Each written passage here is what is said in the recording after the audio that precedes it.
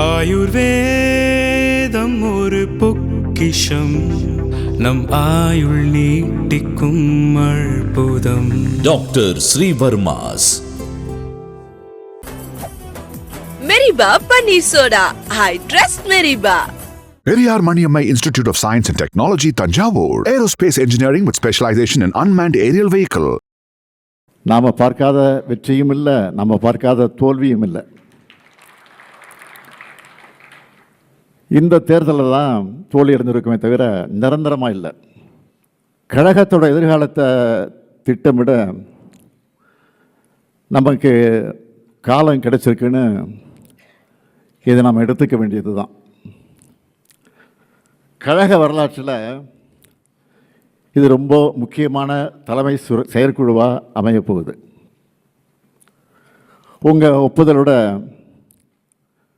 அமைப்பு முறையில் முக்கியமான பெரிய மாறுதல்களை செஞ்சு நடைமுறைப்படுத்த போகிறோம். நம்முடைய திராவிட முன்னேற்றக் கழகம் தொடங்கப்பட்டு 75 ஆண்டுகள் கடந்த பிறகும் கழகம் வலிமையோடு இருக்கிறதுக்கு காரணம் நம்ம அமைப்பு முறை தான். தலைவர் கலைஞருடைய வரிகளை நீங்கள் மறந்திருக்க மாட்டீங்க. இந்த கருணாநிதியினுடைய வாழ்வு முடிந்தாலும் திராவிட முன்னேற்றக் கழகத்தினுடைய வாழ்வு முடியாது. அதன் அமைப்பு முறை காப்பாற்றும். இதுதான் தலைவர் கலைஞர் குறிப்பிட்டது. அப்படிப்பட்ட அந்த அமைப்பு முறையோட வலிமையால் தான் நாம் நிற்கிறோம். இப்படி தோற்றதுக்கு பல காரணங்கள் இருக்குது. அதில் மற்றொன்று நிர்வாகிகளோட செயல்பாடுகள். அதையும் நாம் மறைக்க தேவையில்லை. நம்ம தவறுகளை முதல்ல நாம் ஒத்துக்கணும், வெளிப்படையாக ஒத்துக்கணும். ஏன்னா இது ஒரு தனி மனிதனுடைய தவறாக இருந்தாலும் அதில் பாதிக்கப்படுறது 75 ஆண்டு கால திராவிட முன்னேற்றக் கழகம். தோல்விக்கு பிறகு ஒவ்வொருத்தரும் ஒரு காரணம் சொல்கிறாங்க. ஒவ்வொரு தொகுதியாக பார்த்து குறைகளை கண்டுபிடிச்சு ஆளை மாற்றுறதை விட முழுமையான ஒரு சுய பரிசோதனை வேணும்னு நான் முடிவெடுத்தேன். அந்த வகையில் திராவிட முன்னேற்றக் கழகத்தினுடைய நிர்வாக அமைப்பில் பல மாறுதல்களை செய்ய இருக்கிறேன். இதெல்லாம் கடுமையானதாக தான் இருக்கும், சிலருக்கு கசப்பானதாக இருக்கும். கசப்பு தான் உடம்புக்கு நன்மை செய்யும். நீங்கள் எல்லாரும் அதுக்கு ஒத்துழைப்பு கொடுக்க வேண்டும் என்று நான் கேட்டுக்கொள்கிறேன். இந்த மாறுதல்கள் அடுத்த 100 ஆண்டுக்கு கழகம் உயிர்ப்போடு இருக்கிறத உறுதி செய்யும். ரிசல்ட் வந்ததும் நம்ம தோல்விக்கு பிறகு 38 பேர் கொண்ட ஒரு குழு அமைக்கப்பட்டு மாவட்ட வாரியாக நிர்வாகிகள்கிட்ட கருத்து கேட்டு அதை அறிக்கையாக என்கிட்ட வந்து கொடுத்துருக்காங்க. அது மட்டுமல்ல,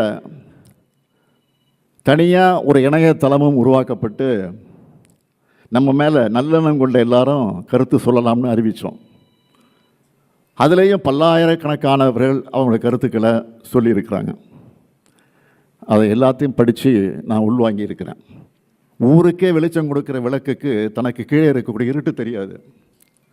அப்படித்தான் நாம் நம்மக்கிட்ட இருந்த தவறுகளை கண்டறிய தவறிட்டோம். இந்த கருத்துக்களோட அடிப்படையில் திட்டங்களை வகுக்க நம்முடைய தங்கம் தென்னரசு அவர்கள் தலைமையில் மறு சீரமைப்பு குழு அமைச்சோம். அந்த குழு அறிவாலயத்தில் பல நாள் கூடி ஒவ்வொரு பிரச்சனையாக ஆய்வு செஞ்சு அவங்களுடைய இடைக்கால அறிக்கையை என்கிட்ட கொடுத்தாங்க. முக்கியமான தலைமை கழக நிர்வாகிகளுடைய கலந்து ஆலோசித்து அதைத்தான் இப்போ தீர்மானமாக வழங்க இருக்கிறோம். இளைஞர்கள் பெண்கள் நம்பிக்கையை மீண்டும் நமக்கு பெற்றுத்தர மாதிரி நம்ம நடவடிக்கைகள் அமைக்கணும்.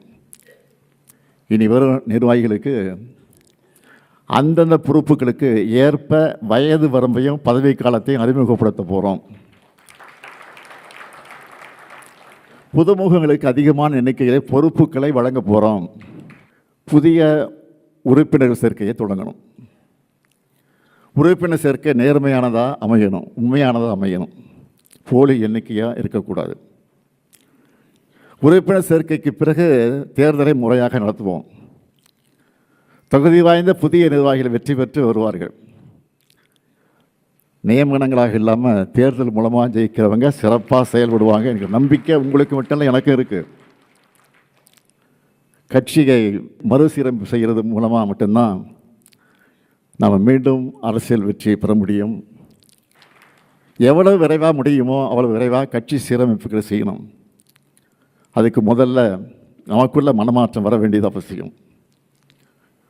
மாறுதலுக்கு தயாராகாமல் வெற்றி பெற முடியாது. என்னுடைய வருத்தமெல்லாம் கொள்கை கோட்பாட்டில், உழைப்பில், உறுதியில், போராட்ட குணத்தில் வலிமையாக இருக்கிறவங்க கூட நிர்வாகிகள் அரவணைக்கிறதுல செருக்கிடுறாங்க.